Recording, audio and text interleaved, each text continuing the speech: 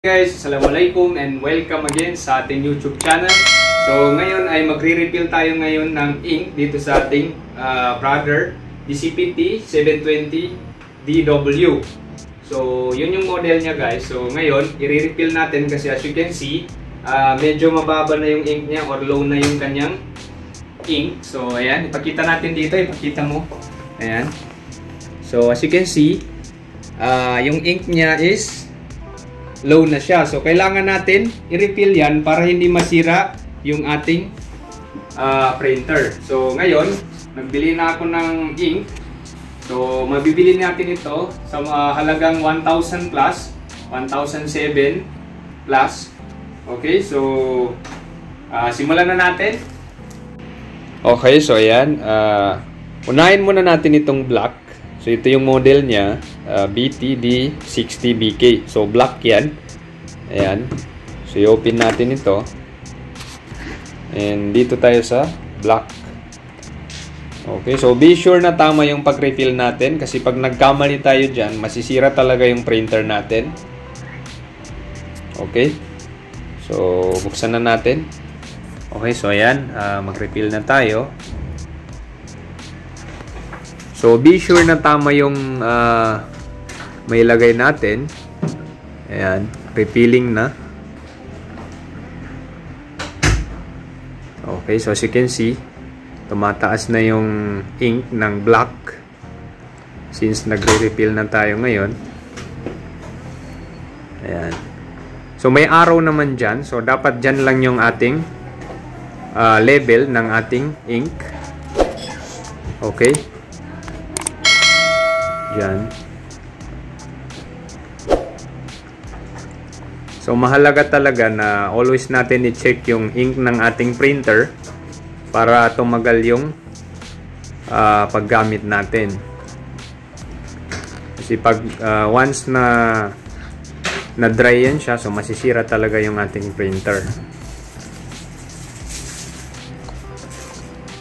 Okay, so ayan, malapit na.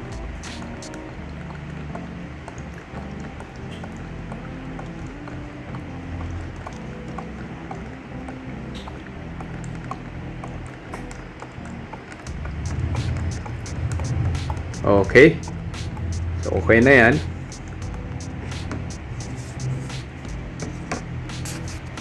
Okay, so next, yellow. So, tanggalin natin yung cap. Okay, so yan. So, check natin yung level niya. Ayan.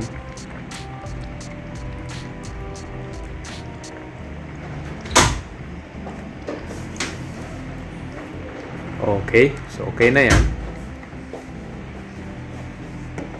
So, ibalik natin yung cap. Okay. Okay, so next, yung cyan or yung blue. So, i-refill natin ngayon. Tanggalin natin yan. Ayan. Okay, so check din natin yung level niya.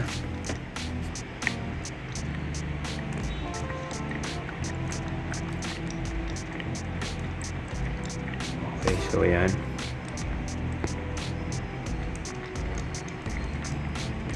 Okay na yan.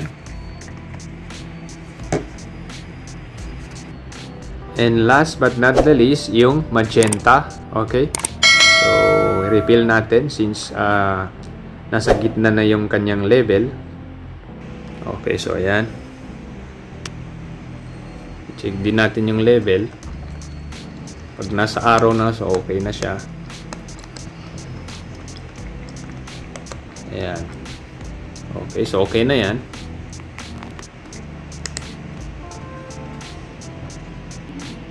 Okay, so ayan. As you can see, naka-refill na tayo ngayon. So, itiklop na natin ito. So, ngayon, i-check natin dito sa kanyang monitor. So, sabi dito, did you refill? So, yes. Okay, so yes lang natin. Ayan. So, yung arrow sa taas. Yes lang din.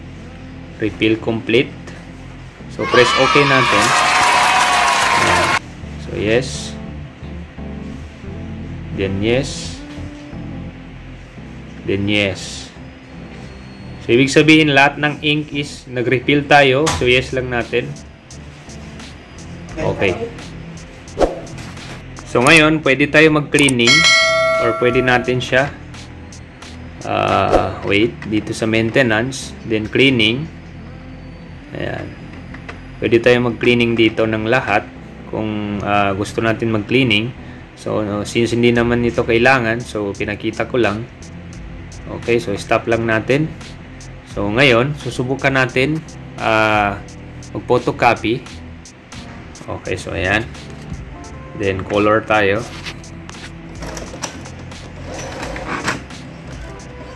So by the way pala guys, so parehas lang ito sa mga ibang model ng Brother.